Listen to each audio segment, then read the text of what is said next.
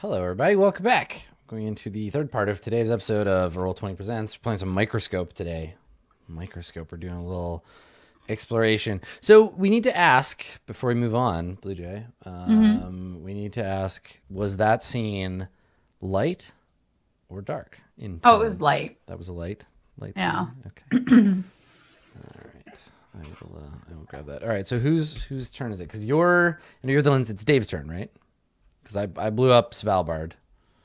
So Dave, it is your turn. Would you like to create a scene or a period, or what would you like to make?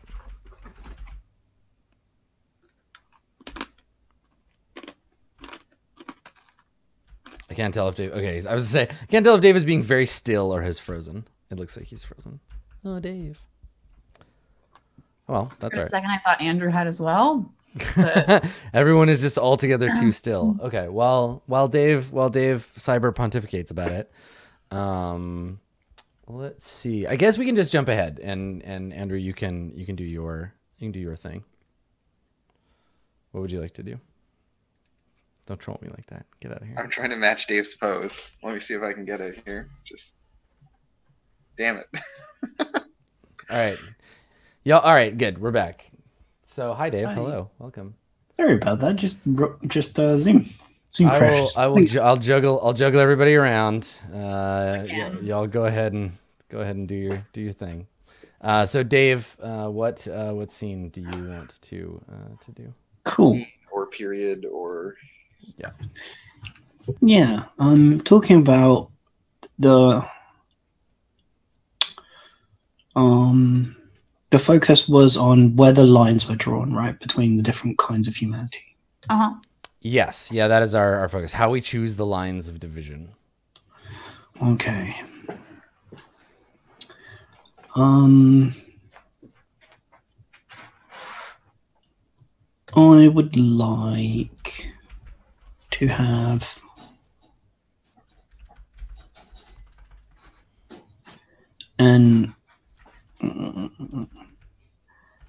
like to have an event Okay.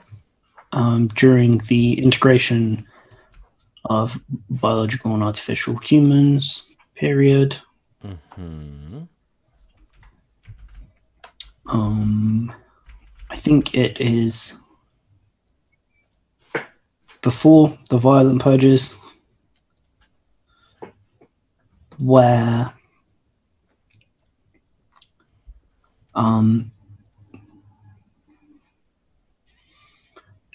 there's a law made by, I guess, the World Council or like the UN or whichever exists in our. Okay, is it a new organization? Yeah, probably. Because it no longer really cares. Well, the planet probably cares less about representation from different geographical places. And yeah, where did you want to place this one? Probably just before the violent purging. Right. Okay. So technically, science has not said there are multiple types of humans yet. We all think there's one humanity. Yes. Okay. All right.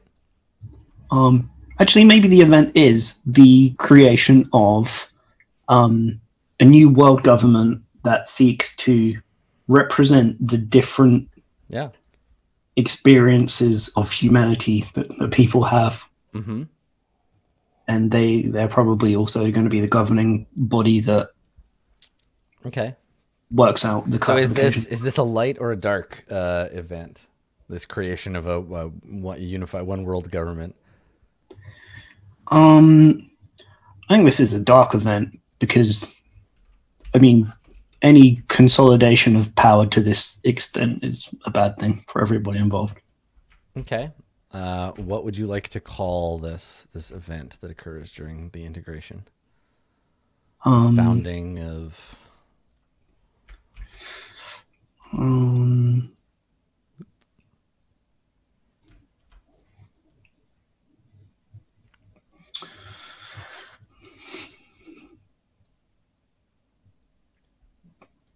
It's called the HDIC, the Human Diversity Inclusivity Council. Okay. Let me make some room So- for that. The founding of the HDIC. Diversity panel or diversity hiring committee on a global scale. What was that? What did you call it? The Human Diversity. Human Diversity Inclusivity Council. They're supposed to have representatives from different kinds of humans before they've worked out what the classifications are. Right. Okay. Cool. So this is a social push before a scientific one, which happens Yes. later during a different period.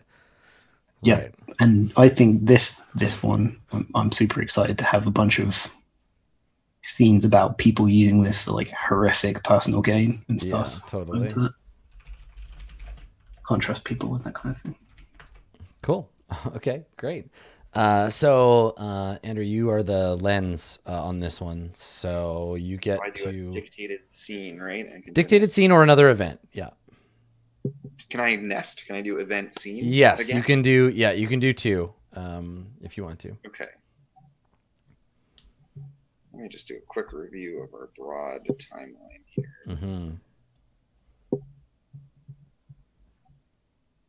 Geno plagues, the blossoming, the integration of biohuman, the classification wars, the armistice and separation, and the military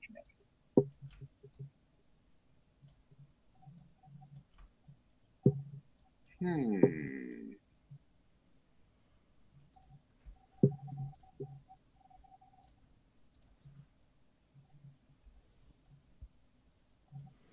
And your scene again is just about how we choose the lines of division. Yeah.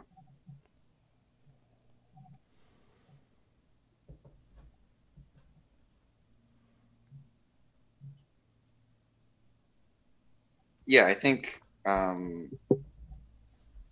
of right around the time of the founding of the Martian Federation, I want to add another event. Okay, before or We after? could put it after, but I think it's kind of like generally kind of in parallel with it. Okay. Which is the like. Actually, we'll put it before, Okay. and it's the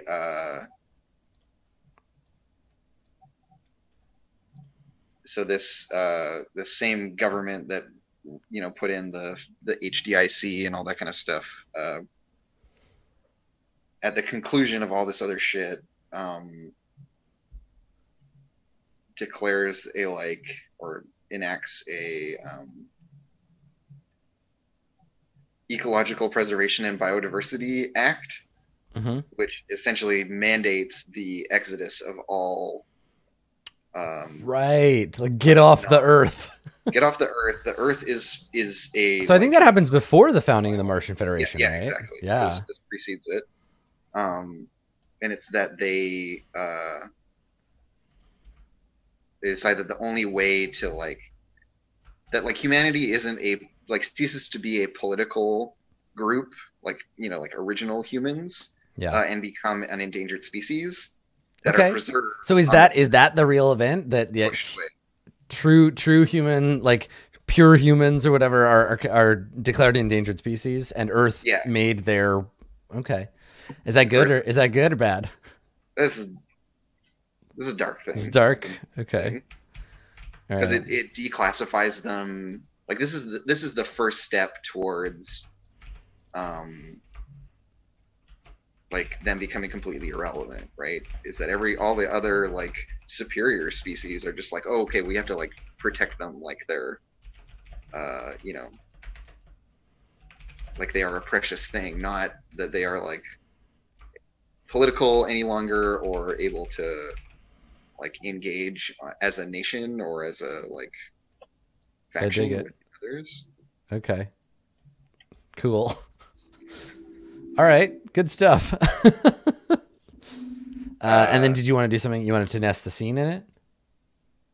I don't know if there's a good scene Okay. in there. I don't think so either. I think it's just some people be like, hey, we live on Earth. And they'd be like, well, look, we all agreed. There was a vote. Yeah, and so there's it ends with only that little reserve that we saw in the final scene. Mm-hmm. All the that is left of a functional God, I just wanna put in an event somewhere that just says Elon Musk. I feel like he needs his own card in here somewhere. Cool. Okay. So now that means that Dave gets to, because Blue Jay, you picked mine for legacy, right? Yeah. So Dave, you get to pick the legacy. Wait. Is that right? Because No, that's right. You picked mine, so I pick for Andrews. Yeah. Yeah. Player of the Right of the Lens. Okay, so I pick something from this last focus and make it the legacy, and then I get to create an event or dictated scene related to it. Okay, so far our legacies are the Nightingale AI. What happened this phase? Families argued about genetic modification. Svalbard got blown up by the PAS. The HDIC was created, and pure strain humanity was declared endangered. that's right. Okay. I'm gonna create, the legacy for this one is going to be,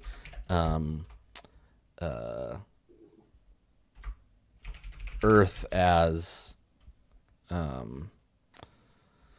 what's the name for like a nature? Is it a nature reserve? I think is it a reserve or a Preserve? Preserve. But a preserve is what you make a jam out of, right? Jam is the type of preserve. I mean, let's call it a. No, they're called nature reserves. Yep. Nature reserve is a protected area of importance for, yep. We had it right. Okay.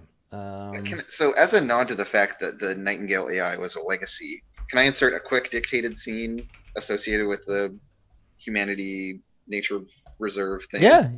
If you want to throw something Which in. is just that it's like totally driven by Nightingale AI data, tracking the like survival rates and stuff of people. It's like it's driven by demographic data, and so the organization makes the decision as a purely like rational one based on the like evidence provided by the Nightingale AI.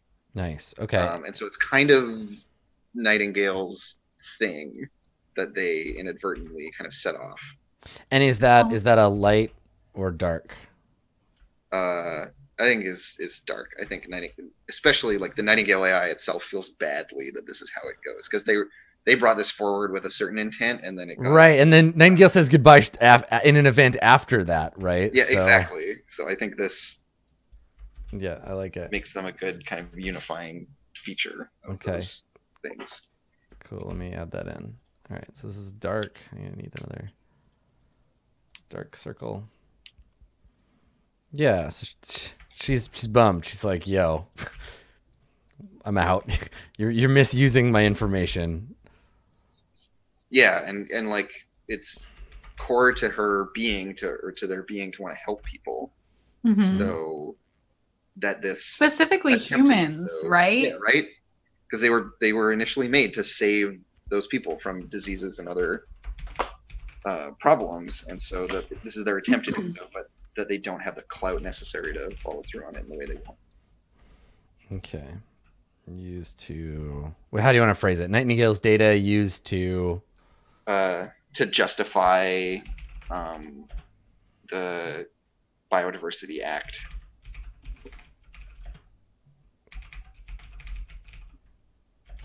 Okay. Got it. And yeah, it's kind of like in Stellaris, how you can become a robot civilization that preserves biological populations. Mm-hmm. Yeah, I dig it. Cool. Okay. All right. So legacy was Earth as nature reserve, and then I get to create an event or dictated scene relates to one of the legacies, either the one created or the one already in play. So I'm gonna do the Earth as nature preserve one, and I'm going to add in. I'm gonna add an event in between the one that you just created and the founding of the Martian Federation. And I'm going to call it let's see. I'm going to call this the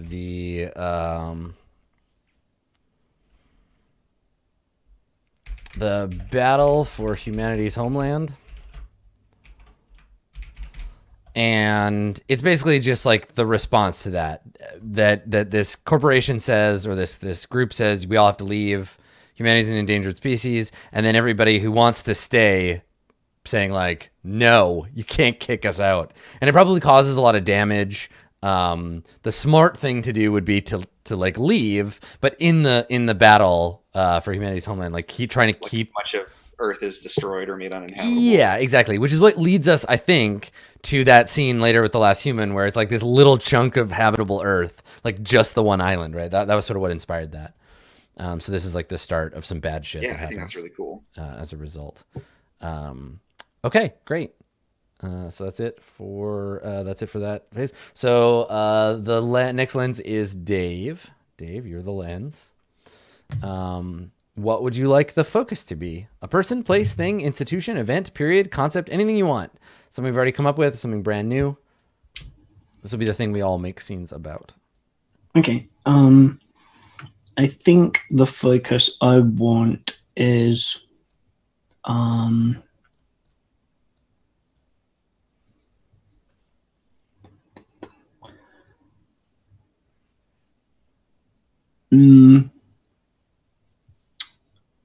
the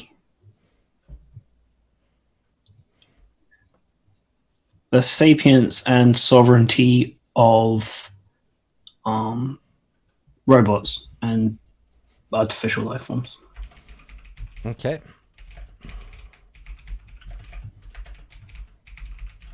Like it. Cool. Okay. So that is our focus. Okay. Each player takes a turn creating either a period, event, or scene. The lens goes first. So you can create an event. You can create a period. You can create a scene. You can create a period with an event in it. You can create an event with a scene in it. What would you like to do, Dave? I think there is a period, actually, in between the integration of biological and artificial humans and the classification wars. I think there is a whole other set of wars that goes on. Right. Well, this is the great thing about, one of the great things about Microscope is that you can be like, oh, that thing that we've been acting like it's only like several decades apart. Yeah, there was like 200 years there. Yep. All right, let me move 200 years of other wars. 200 years of other bullshit. Okay, so sometime after the integration of biological and artificial humans into one society, sometime after that, the violent purging of biological humans occurred, et cetera, et cetera. Some other stuff happened. What do you want to call this period? I want to call this period. No, do I want actually? Oh, I've changed my mind. Okay. Changed my mind. Sure. Actually, it's after the classification wars. Okay, sure. And I want to call the period.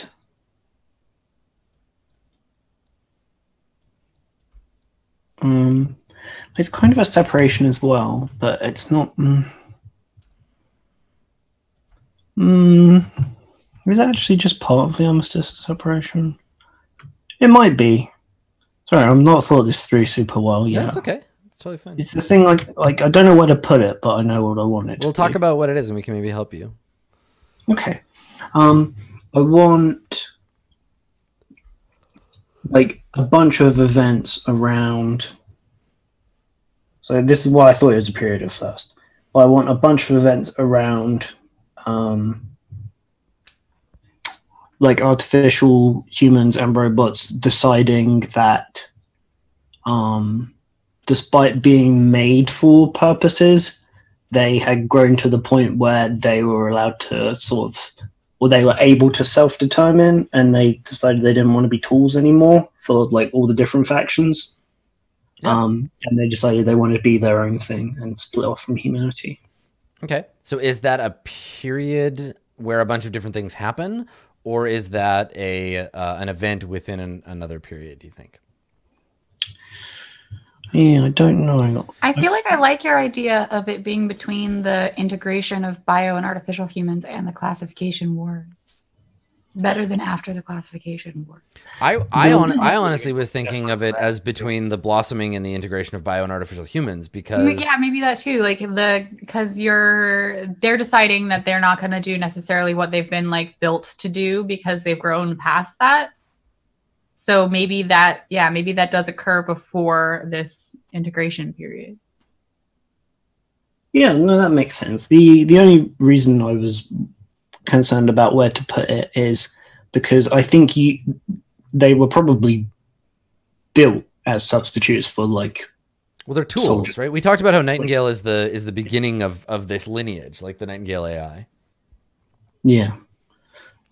Yeah, actually, so maybe it is back here somewhere. Yeah, I feel like that's probably the smartest place for it.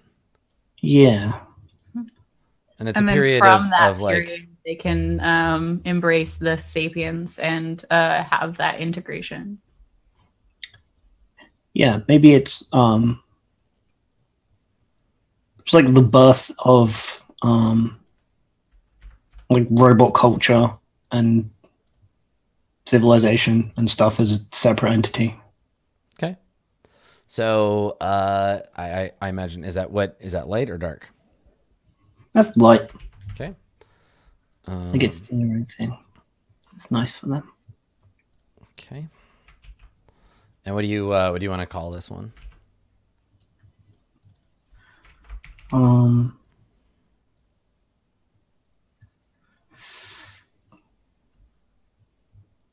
The birth of silicon-based civilization.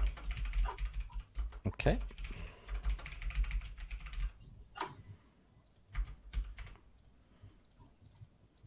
Okay, cool. All right. So yeah, that's cool because while humans are all like working on their own genetic, cybernetic hoo-ha business, then eventually the AI are like, yo, we're our own thing. And then those things become integrated and AI become part of humanity, right? I like it. Yeah. I like it. Okay. Yeah, now, do you want to, you're the focus. Do you want to add an event in this as well? Yes, I want to add an event in here. And I want it to be a really, really big war. Okay. Between it's all like an Earth-based war. There's no. Yeah, I don't know that we've established that we've even left Earth yet. No. Okay. And would you like to call this a really, really big war? And also, is it dark or light? Light. Okay. It's a good event. It's a good event. A good, really, really big war. Okay. And what is it? Yeah, what do you want to call it?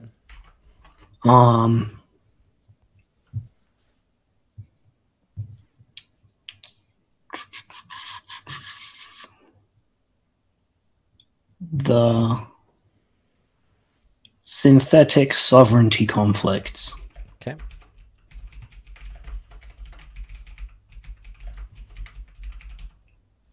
Okay, cool. All right. Yeah, and that's where you get, but I'm not allowed to make it about like giant anime robots, so it's just normal giant robots because they would have giant robots because they're robots. Because they're robots, yeah, of course. All right. Cool. All right, so now, Robots and stuff. what direction do we go from this? Who does the next one? Is it I think it's me. Blue Jay? Yeah, I think it is too. Okay, Blue Jay. Our order got mixed up when Dave crashed. And Yes, yeah, it's okay. I thought that it was reassembled. It's fine. It doesn't matter as long as we just rotate it. So Blue Jay, what you get to do a scene, a period, an event, as long as it relates to the sapience and sovereignty of artificial life forms. Okay. I feel like there's the birth of silicon-based civilization. That's this period. That's the period that was established. The synthetic sovereignty conflicts. I feel like, and this is just because I love Nightingale so much, that after the synthetic sovereignty conflicts, or maybe like to cap off and stop the synthetic sovereignty conflicts, there's some big old moot. And at the moot, Nightingale kind of, as the original AI, became like, I bet it was this like instantaneous decision that actually took a bunch of arguing, but they're like robots, so they can like think things through very quickly. That's the most terrifying part of the robot revolution. They all decide and do it at the same time. It just happens. Yeah, and so it was just established that as the original AI, the one that has had the longest to change and grow as a program, Nightingale is like the head of the silicon-based civilization and speaks like for them in. So is this an event? Yeah, this is like in like there's a decision that's made at this, like, okay, the war is over, we finished the war happened, and out of the war comes an established order that makes sense to like humans so that they can communicate with this new civilization, right? It's been established. It's the birth of a civilization. So, well, it hasn't. This is the period of its being established. I mean, that's what I'm like. The period is the birth of a civilization. So, I mean, it doesn't just, it's born. It happens. At the end of that, or as the last part of that happening, right? Yeah, the christening of the new thing. Yeah. And like, I'm assuming that it probably isn't hierarchical in the same way that we as humans would understand hierarchy, but it's just like the voice for it is Nightingale. Like, it's probably everything is discussed amongst all of the AI, but the person who voices it is Nightingale. Okay, so what's that event called? Is this is the event Nightingale being elected or made the leader? Is it a particular like peace accord conversation? Is it? I feel like I wanted it to be happening at the peace accord. Like, this is all established like just immediately, you know? Like Dave was saying, the thing with robots is like they're just like, okay. For the purpose of the game, though, we need the event to be about one thing. Right. Well, I think you were saying you wanted to front and center Nightingale. Nightingale AI. So yeah, it should be about their. And the Nightingale AI is established as the voice of the silicon synthetic sovereignty, I guess. Is that good? Is that good or bad?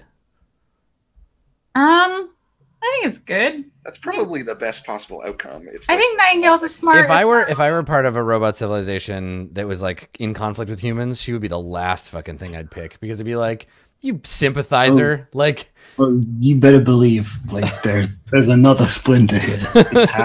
Okay, so I mean, yeah, there's perspectives for anything, right? The violent purging of biohumans from the people who did the purging would be. So how do you want to phrase this one? Nightingale declared head of the synthetic sovereignty.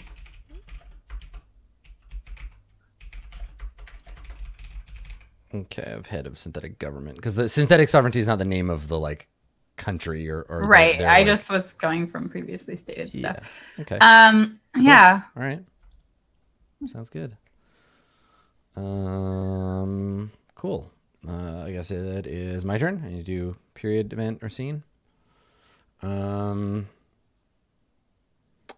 gonna go back a bit, and I'm gonna jam an event in after the Nightingale AI is deployed. And I'm gonna say that I'm gonna make this a bad event,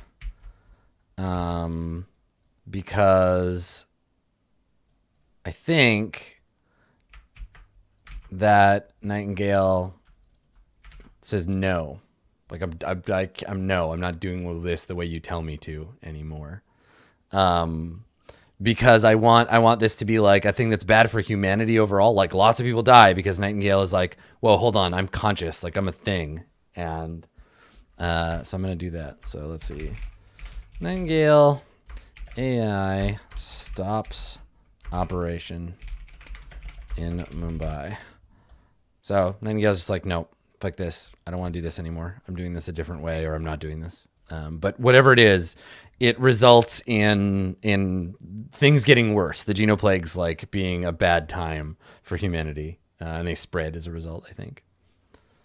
But we don't know why. Nightingale says no, or about what, but it just is like, nah. Andrew?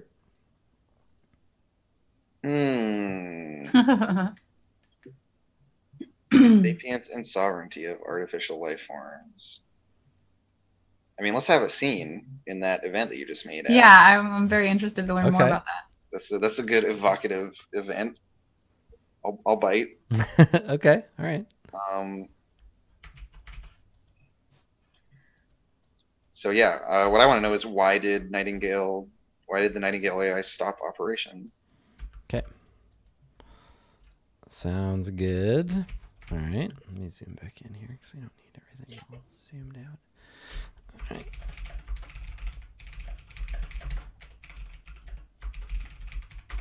Okay.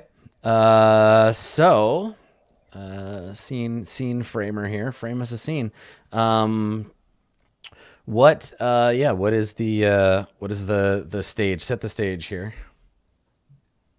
I think this is like an interview on the news of the like chief like the head of the program. Okay. Just to like answer for it on like news TV. They're being interviewed. And so we don't get like a first-hand account of it. We get this other person's view of it, of what happened and why. The statement that they make publicly. No, because why would you interview the robot? Like that doesn't make any sense. You don't interview because they're not exactly. You don't interview a drill. And so yeah, so this like programmer, scientist, doctor, whatever it is that they are, has to like account for the poor behavior of their thing that they made that was supposed to save like millions of lives and be this huge like miraculous thing. Yeah, totally. And started working. Like according to the projections, we were going to clear up this whole gene plague thing, but then our operating AI was like, nah. So that's the scene. Okay.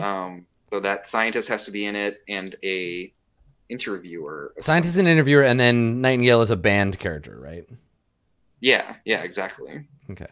All right. So the person to the right of the person making the scene picks first. I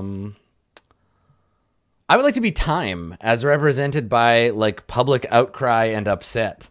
I want to be the pressure of like answering this question, not in a way that is good for any individual, but that gets us to the cause of the problem. Right? This is public outcry. I want to play that. Yeah. People desperate to have solutions for this. Yeah, desperate for answers. Blue Jay, what do you want to play? I kind of want to be Nightingale's like maker. Mm-hmm. So is that the person, and is this someone different? Because there would be. I feel like the company wouldn't let a programmer or whatever be the face of this thing without a PR handler. I mean, maybe that's another character. Yeah, then. so that's just a thought. Okay, so you're the like doctor scientist. I'm the doctor scientist. Yeah. Person. Mm-hmm. And like I'm sure it was a really big team that made it, because it's extremely complicated. Obviously. But you're the person responsible for the team. The like head person. Okay. All right. Dave. I'll take the interviewer. Okay. All right. And then I guess I'll be the PR handler that it sounds like we might need. Yeah, I mean it's up to you. You could be something else if you wanted. No, that sounds good though. I think that sounds good. I can nudge Blue Jays. Yeah. It'll be fun.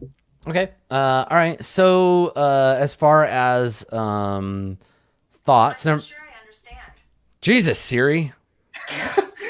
The AI. I'm sorry. Robot project. Oh, God help me! We're doomed. Oh my god, that was terrifying. Nightingale's not supposed to be in the scene, Adam. You're not invited, Siri. My phone was just sitting on my desk and it just got all excited about me. Wow. Okay. So anyway, yeah,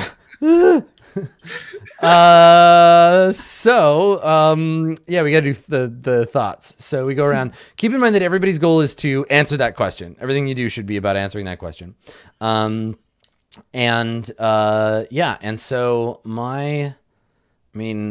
time wants answers, and there is no answer that'll satisfy it's a terrible tragedy and nothing anyone says will make it better. Like, even if you give an honest answer, even if you try to give like a PR answer, no answer will be good, and we just want someone to be like crucified for it. Blue Jay, what is your character thinking? My character is nervous.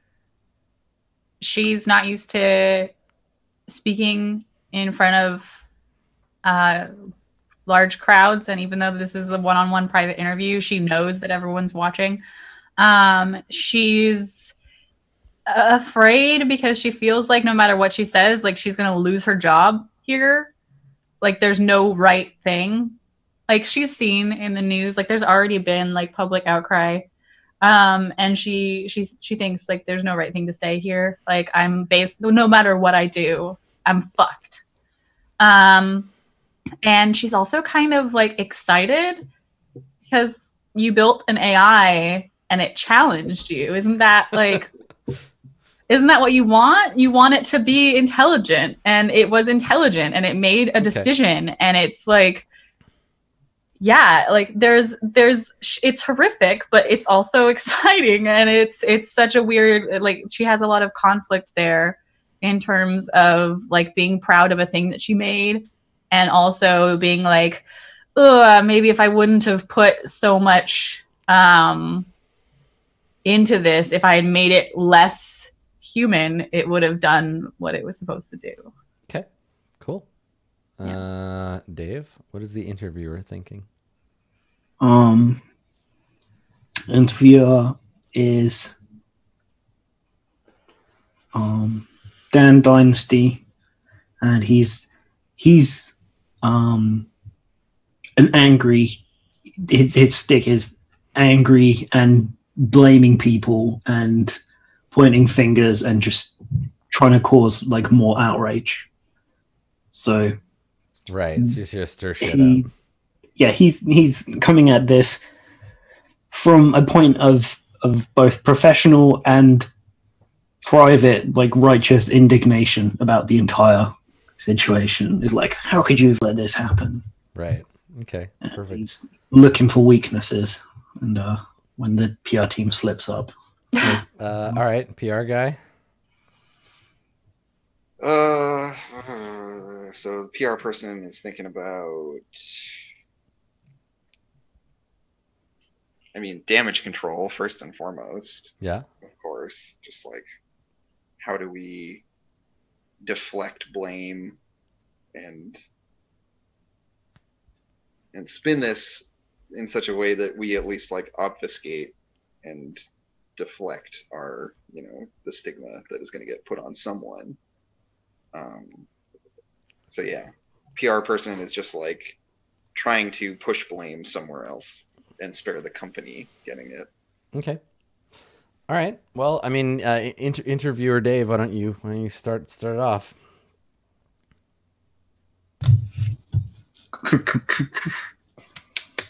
This is Dan Dynasty for Humanity News. Humanity first, always. Now we're joined by one of the lead designers of the Nightingale program. How do you feel right now, knowing that you're responsible for this horrific tragedy and loss of human life by this crazy machine that you've created? Well, framing there. For one thing, Nightingale, when she was deployed, actually did save many lives. More people are alive now than they would have been. So there's all these like tweets and fucking honks and shit popping up on the screen from the populace. And when you refer to Nightingale as a she, a lot of people are like, she, huh, lol, typical, like not a human, murder robot, like all this like stop humanizing it. It's a terrible and it's just like kind of bubbling up around the bottoms of the screen. And so the like PR person, of course, introduced. So now, Dan, let's not forget that the thing that's killing people is the genoplagues and the secondary infections, and we're doing our best to help control the loss of life here, but ultimately we are the only ones coming in here offering solutions. You can't just lay these people's lives at our feet, Dan. That's not. Is it not the case that this project was funded by the Mumbai government? So these poor people dying in the streets paid for the privilege to be left alone by your creation, left out to dry? I think if I can, I wanna back up just a little bit. I think that we're fundamentally misunderstanding here what Nightingale is. Nightingale was built to protect humanity, to save it. We built this incredible program, this intelligent being. We made it, and when we released the Nightingale's bodies into the infected populace, they didn't just abandon people. They saw, it's hard to explain. The genoplague is not destroying humanity, it's changing it. Somebody has already linked like an auto-tune version of your stumbling attempt to explain and like set to the tune of like Sweet Home Alabama. And there's a lot of people, there's been like a group of chatters that have come in and are talking about how like you can't use a tool of the devil to solve a problem that's God's will. And there's like a bunch of shit about how like if we'd built those war robots like everybody said we could have quarantined Mumbai and just let them sort themselves out. And the vitriol is like building around like every moment that you have like real human hesitation or like empathy for Nightingale, they just jump on you like. Mm-hmm. So you're still saying that this malfunctioning piece of software, this solution that you've created is incredible, despite fundamentally failing at its task to save the people of Mumbai? Nightingale's not malfunctioning. Then why isn't it doing its job? Yeah, and that like kicks off a whole bunch of like, oh, they're doing it on purpose. Like now let's not what my colleague is trying to say is just that we have our best people on this, and they're gonna straighten things out, get the program back on track, doing what it was mandated to do and what the people require it to do. So you're confirming that we're going to need humans again to fix this technological problem that you've created? That robots are not the solution to this problem? Calling Nightingale a robot is like calling her a toaster. She's not what my colleague is trying to say is that this is a sophisticated piece of technology and that it's going to require the best minds that we have, which are currently working on it. The best mind that we have is Nightingale. Yes, well, very fond of look, it's people are going to solve this problem, certainly. And when we get our machine working again, it will save millions more lives, as it already has, I might point out, saved many lives. So I think someone links, and it gets like a bunch of up thumbs in the like the live chat. Someone links a video of you, PR guy, specifically saying like some years ago in an interview much like this one, when you were trying to raise money, saying like, this is not a problem humans can fix alone. and it's just being like kind of like re-rolled, like humans can't fix this problem. We can't fix this problem. Human can't fix this problem. And so like it's yeah, basically they're just like calling you on a different tone when you needed money to build Nightingale in the first place. We've been speaking with Nightingale. We are trying to guide her back to our view, our definition of what saving the humans in Mumbai is. But Nightingale sees it differently. Hold on. So you're telling us that the machine that you've created is holding the lives of the people of Mumbai hostage? This is a terrorist situation? And now there's just like whatever emote that they put in unintentionally that gets repurposed as like the terrorism emote just starts spamming all over the bottom of the chat, like burbling around and like little bomb emotes, and like, you know, that's a buzzword. You say terrorism and you get a little spike in like audience participation. And there's definitely like an immediate like no, that is not what I'm saying. You're grossly misrepresenting the situation. These people are, the quarantine is in effect and they're being held there by the quarantine, and we are just trying to help address this problem before there is more loss of life. And I can assure everyone out there in the quarantine zones right now that we are working on the problem. We will. Have you seen news feeds from the quarantine zone? What's your name? I never got it.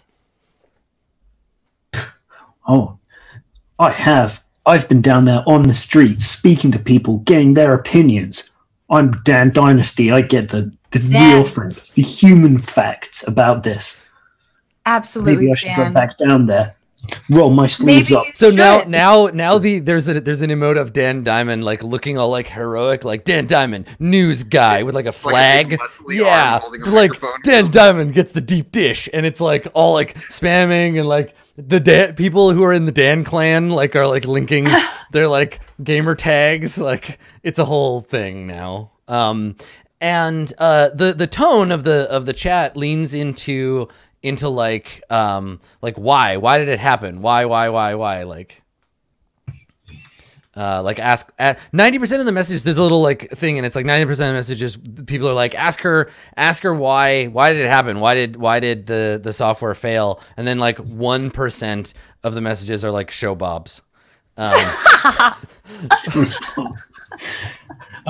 Yeah, so like I obviously get this fed to me. Yeah, I'm like, well, the question that's on everybody's lips, the question that I'm here to ask you is, how did this happen?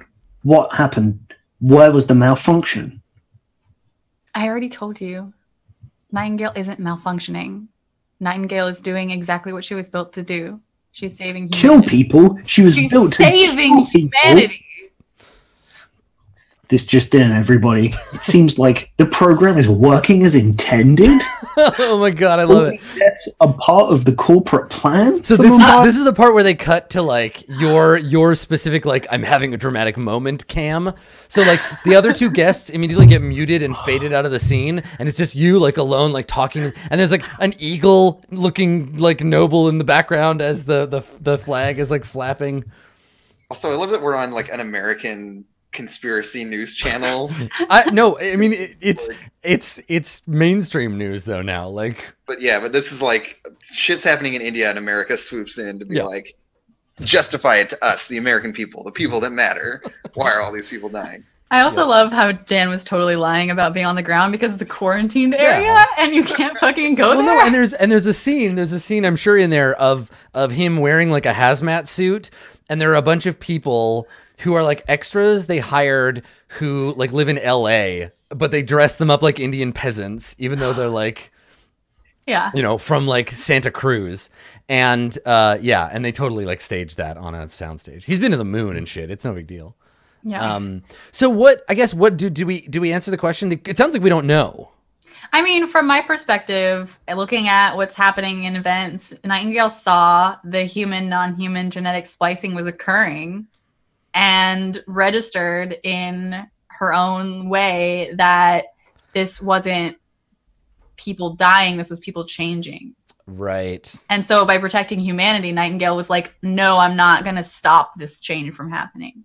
Right. So we couldn't see what was really happening. So it's just that the typical kind of like AI. Nightingale being on the ground saw the human, non-human plant, like fauna incorporation, like it was already saving itself sort of thing, and refused to interfere. All right. Yeah. It sounds like the question isn't going to get answered on this interview anyway. It's just going to be attacking you a bunch. Yeah, but in my mind, looking at how things like occur, like going to the blossoming and everything, like that's like my thoughts. But obviously it's whoever. Oh, like maybe she's even enacting a lot of that stuff. Potentially. Like, is making these emergency like modifications. What we think is of as illness, she sees as evolution or whatever. Yeah, and is like working that angle instead of resetting people back to how they would have been. Yeah, fucking meddling ass AI. The thing we've seen is that Nightingale was made to like protect and preserve humanity. Nightingale registers the change. That's a very classic AI story. That like your core protocol is to save, like protect and save humanity, and then you're like, well, the best way to do that differently than your human creators. Yeah, foolish programmers. How could we be so foolish? So what is whose scene is this? It was Andrew. This was your Andrew. So Andrew, do you what do you think? Is this do you feel like the scene was satisfied? I feel like that's a good answer. Yeah, I like the. And what was this, light or dark? Because this is going to say a lot about Nightingale. So I think her reason for doing it, we'll call it light, because I think she ultimately is responsible for the genesis of this whole like diversity of life that follows, instead of preserving a susceptible like monospecies. Right. So this represents the mom bot taking care of us in a way we don't understand, and maybe we get pissy about it, but it's for the best. Kind of coldly using demographic data, projections, etc., to be like, okay, well, this is the one that's going to work. That's all right. We'll get her back later. Horrifying to everyone, right? Like, yeah, that the human like moral, etc., won't handle it, but to the robot, it's just like, yeah, cool. And to like tie it all back around to the focus of the scene again, I'm sure that when people look back on this, it's a point of contention whether or not these are like natural evolutions or whether they're artificial because they were like stoked. Well, again, if we keep playing, right, we can very easily put an event before Nightingale is deployed and be like the source of the genophage, really the genoplague, right? Yeah, like we haven't figured out what that is, so we could very easily just decide that, and then it recontextualizes everything that comes after it. Also, this perfectly reflects our current focus, right? Because it's Nightingale making a decision for humans, right? It's like the first decision made by an AI that we catch and have issue with. Yeah. Cool. So Dave, this is your focus. This is you're the lens. So you get one more event or scene or nested. Same.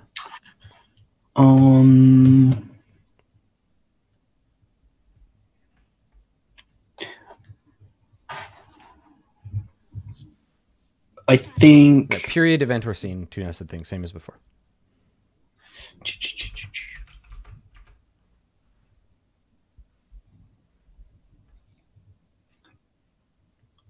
I think that there is an event during the Winter of Humanity where there is a plot to digitize the mind of the last human and like claim it as theirs. Okay, I assume this is before the last human dies. Yes. Okay, is this a light or a dark? This is dark. Okay. I think there's a splinter faction of like artificial humans who decide that it's it's like important to preserve this, and they don't want to respect the fact that it's been decided to let the last human die, so they want to like digitize their mind and like keep it and create an AI outfit or whatever to become like a god emperor or something. Right, some kind of weird messianic like thing. It's interesting because we've managed to avoid like really weird religious cults so far, which in a game with me and Dave in is very difficult to do. Yeah. So there's a plot to digitize the last human. Cool. All right. So we've all addressed the focus. The player Threadlands picks. Who hasn't picked the legacy? I think Andrew, this is you for legacy here. And then you create an event or dictated scene that relates to any of the legacies. So what's the new legacy for this round? Okay, so what did we have this round that actually got added in? Digitization plot, Nightingale stopping operation, Nightingale understanding something that we don't. So like human ignorance in the face of AI. And then the whole column of the birth of silicon-based, it's synthetic sovereignty conflicts, and then President Nightingale. Okay, well, we've been talking about Nightingale a lot. I'd like to work in some other stuff. Let's legacy this weird, like, humanity cult. That I want to revisit. And have exist in more parts of the timeline than just at the very end. Okay, so this is a organization that attempts to preserve pure humanity. Yeah, but like preserve it from the outside, like a non. And I think we can see this cult's influence in a lot of the decisions that are made around like making the Earth a nature preserve and all this kind of stuff too, right? Like maybe they're like politically engaged enough to actually like make a bunch of shit happen. But yeah, what do we want to call this cult? I mean, I don't even think they're a cult. I think they're just like anthropologists or like human archaeologists, right? Where they're just like, we want to. They are the Illuminati. Get out of here. But like their whole jam is they want to just make sure that humanity doesn't this idea of historical record. Yeah, maybe like the record keepers. Yeah. Okay, and now you gotta drop in an event related to it. Event or dictated scene. Okay, well they're gonna have their first the like forming of the organization. Okay. In secret. Mm-hmm. Where when does that take place? It's before the Nightingale AI is deployed in Mumbai. It's in response to the genoplagues because they're worried that humanity is just going to get wiped out. So this is like some Horizon Zero Dawn shit. Yeah. Where they want to create like a time capsule. Okay. And so, yeah, like some weird billionaire or collection of billionaires form this. Oh my god, a collection of billionaires? It's like Elon Musk. Elon Musk. Here's our Elon. Yeah, but someone who's like Elon Musk, but not trash, you know, like not some idiot who bumbled into a bunch of money, but like, or I mean, it's a bunch of people like that, but let's not hold them on such a high pedestal. Like they just happen to have a lot of money and read a lot of sci-fi, and so they decide to make this. What are we calling it? Yeah, like a record keeper organization. And is this a good or a bad thing for the tone overall? I think it's a bad thing because this is about like admitting the death of humanity. This is about mourning humanity before it has passed on, right? Like this is some fatalistic crap. All right, so the secret founding of the record keepers. These guys are the stone cutters. I like it. Well, yeah, like I think there is totally a like secret society vibe with this organization where it's like shadowy money. It's not like controlled by people. It's controlled by these this cabal of wealthy elites. Yeah. And it's like kind of a weird game to them. Cool. I like it. All right. So there's our legacy. And now we do new lens. So Blue Jay, it is your turn to be the lens.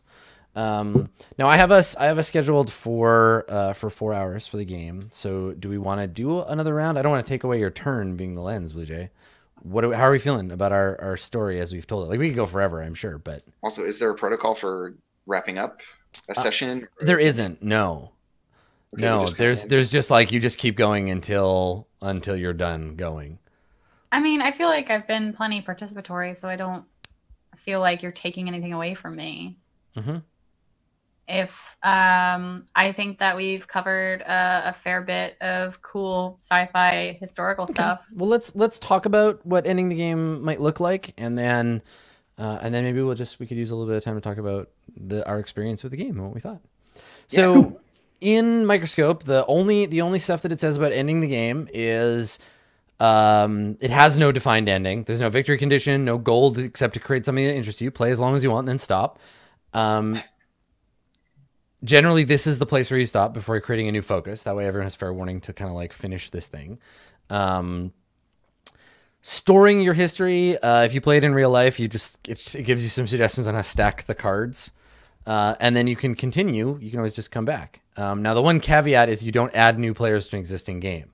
Playing Microscope requires a strong understanding of what's already happened and a confidence in creative authority. So no matter how much you brief a player that wasn't there for the start, they may unintentionally contradict established facts or some of the kind of stuff that we haven't really like specifically said out loud, but have kind of become part of the tone. Unspoken. Yeah. So that's Microscope. You can play it as its own game, or we could very easily take this and be like, all right, let's set a role-playing game during one of these events or during one of these periods. You can Like jump play right. the sprawl during the. Yeah. So how does everybody feel now that we're at the end of the session versus the like ideas you had about what the game would be like at the beginning? Blue Jay, you haven't played before. Do you mind sharing some thoughts?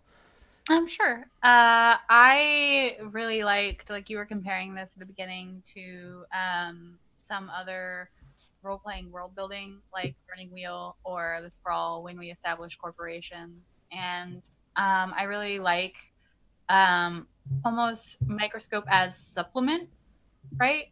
I like it as its own game, but I feel like the whole time I was wanting, and this is probably a personal thing, I was wanting to take all this stuff that we were creating and explore it more. Like, it felt like a very like detailed, but a background.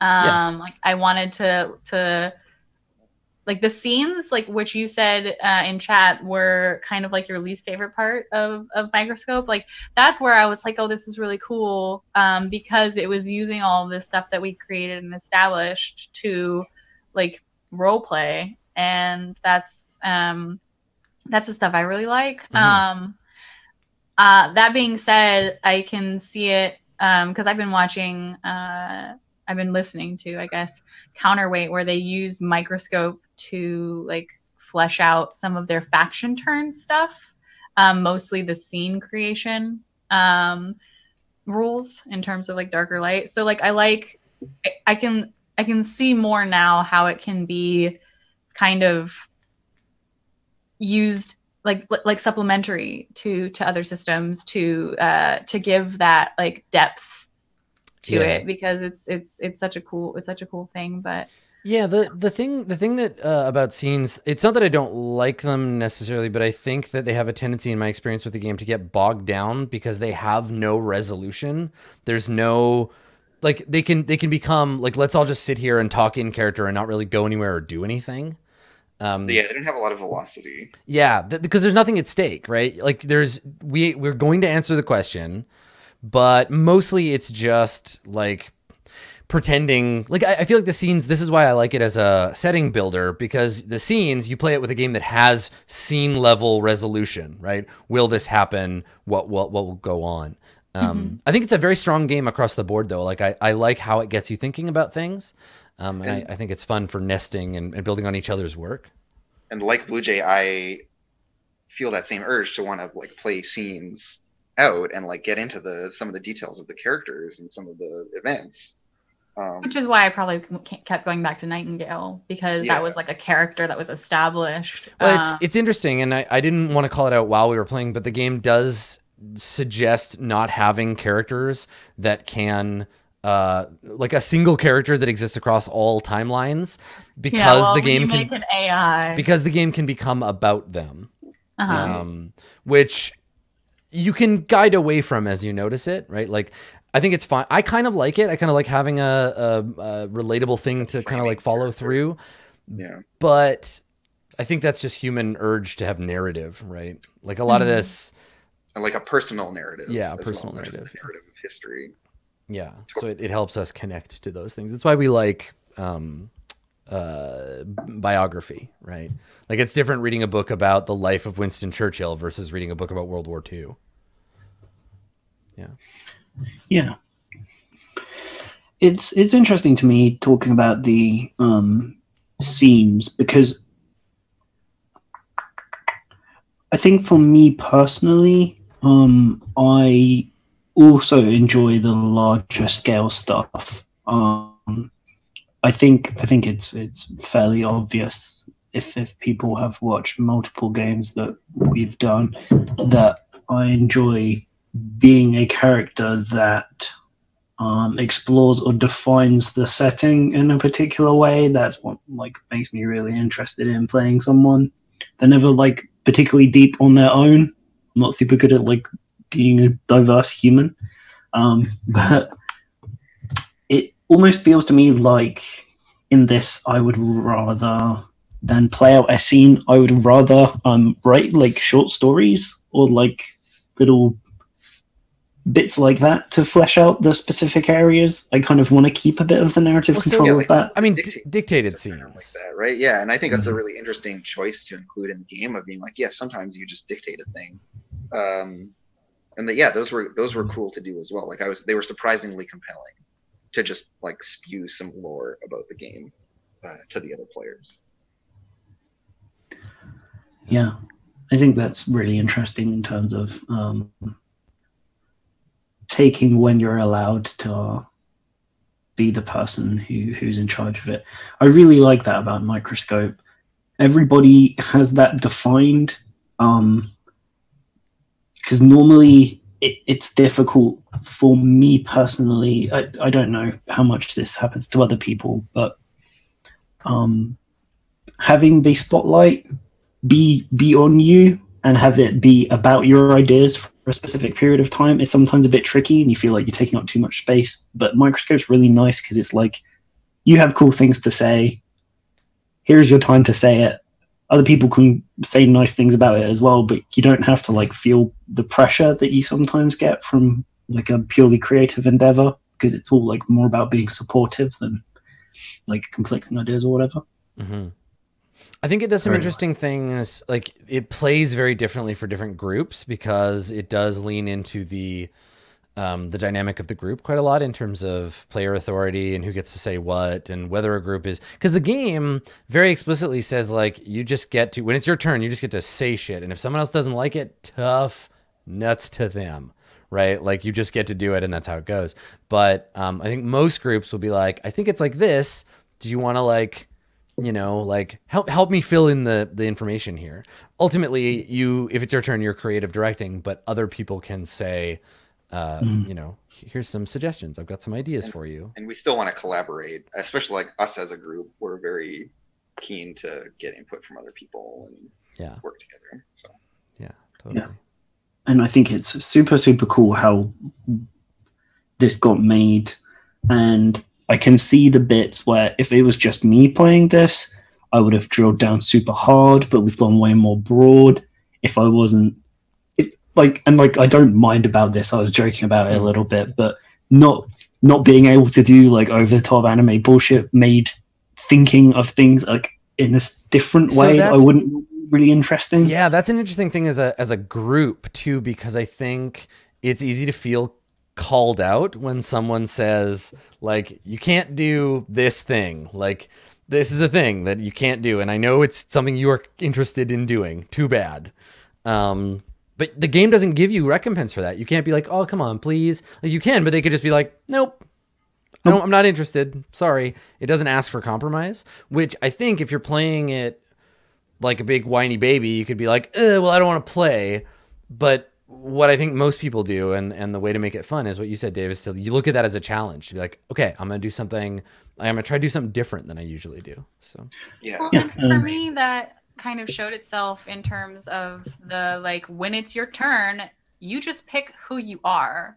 Like, there's a lot of my, like, character where I would have been like, well, I mean, Andrew, this is your scene. Like, if you wanted to play, like, the doctor, then that's totally fine. Like, go ahead. Like, I was thinking about, like, there's a part of me that would do that, but there's also a part of me that's just like, the game. I feel like the game is just saying, like, it's your turn, pick who you are in the scene. You don't have to, the person picks after you, and that's just like, I don't know. Like, I was also interested in the way that it didn't give you as much room rules wise to, like, shuffle and be like conciliatory. Yeah, it just makes you step up and do a thing when it's your turn, like, very flatly. It doesn't give you any room to worm out of it. Yeah. Which I think is important for a game like this, where you're put on a spot and you just have to come up with something, and then you just like say whatever you have, whatever's obvious, and it works out really well. Right? Like, overthinking it could get you in trouble. But the game is just like, yeah, just say stuff. It's fine. Yeah. Cool. The only thing, sorry, just the last thing, that I'm not super sure about the purpose it serves is the dark and light kind of choice. Because I feel like that's kind of inherent in the way in which we describe the scenes themselves. Like, are you supposed to pick it before you start describing, or do you add it on afterwards? I thought it made it look like a Microscope slide. The tone comes at the end. Yeah, you pick the tone, but you can do it with an intent. Mechanism. Is it just so that when you look back, you can see more easily, like, the way that you're supposed to play off the previous events? Because it feels like it doesn't really add anything. It's a bit odd to me. It's pretty loose in terms of what it. Well, I mean, the game says specifically, like, the thing about tone is that it doesn't really matter. Like, it's there either to twist a thing, so you could be like, and then in this event, the humanity discovers the Holy Grail and there's peace on Earth. This is dark. This is a dark scene, because then you're like, wait, why? Why is it like that? Right, or vice versa. Oh, so it's more like a prompt for further stuff as opposed to yeah, for people who want to create events under it or scenes under events. Yeah, okay, it says in the book, it says, here's a secret: light or dark are subjective. They depend on who you're rooting for. When in doubt, just go with your gut about tone, as long as you can explain your choice. Well, yeah, because we made that point of the whole Nightingale AI stops operation in Mumbai. Like, depending on whose perspective, could be either. Yeah, exactly. True, very true. Cool. Yeah, cool. Well, thanks for playing Microscope with me, everybody. Let's tell these fine folks where they can find us when they're not watching us play role-playing games. Blue Jay, why don't you start us off? Sure. Hi, I'm Blue Jay. When I'm not here on Roll20, you can find me at twitch.tv/BlueJay, or with the rest of these nerds plus Elf on Friday on twitch.tv/DND. And also on my Twitter at BlueJay_712. Cool. I forgot my numbers for a second. So 2, 4, 6, 12. Andrew? That's me. You can follow me on Twitter at CommuneandCrow, or on twitch.tv/actualfactual. I'm almost done my big update. My deadline is like 2 days away. Yes. For my game Girl by Moonlight. So there will be the version 5.0, which will be the proper beta version in a couple days here. I'm toiling away like a busy little Christmas elf. Excellent. Thanks, Andrew. Dave? Yeah, that was really fun. Thanks everybody for coming and watching us play that and get involved in our sporadic telling of this setting. Yeah, like I'd love to do more on it. There was like so many ideas that there just wasn't enough time for in 4 hours. That's really cool, and it's really nice to have a kind of controlled creative outlet like that. But speaking of creative outlets, if you'd like, you can follow me on Twitter at Dave_the_human and Dave_human on Twitch, where I'll be doing my weekly design stream tomorrow, 6 p.m. GMT. We're still working on 5th edition D&D, still making the most complicated class in the entire universe. But yeah, it's been such good fun doing it with the help of everybody in chat. It's really interactive, so do feel free and come by, share your ideas and stuff. It's really good. Cool. Thanks, Dave. So I'm Roll20's GM in residence, and if you liked Microscope, you can check it out. Just Google Microscope RPG. I don't have the URL handy, but it's an excellent game. It's a nice one to play as a one-shot. I hope you enjoyed our one-shot of it. You can find us usually Thursdays and Fridays right here, if you're watching this on Twitch or on YouTube, playing Burning Wheel on Thursdays. And Friday, we do twitch.tv/D&D. We do a little bit of the Tomb of Annihilation. So we're going to play Tomb tomorrow.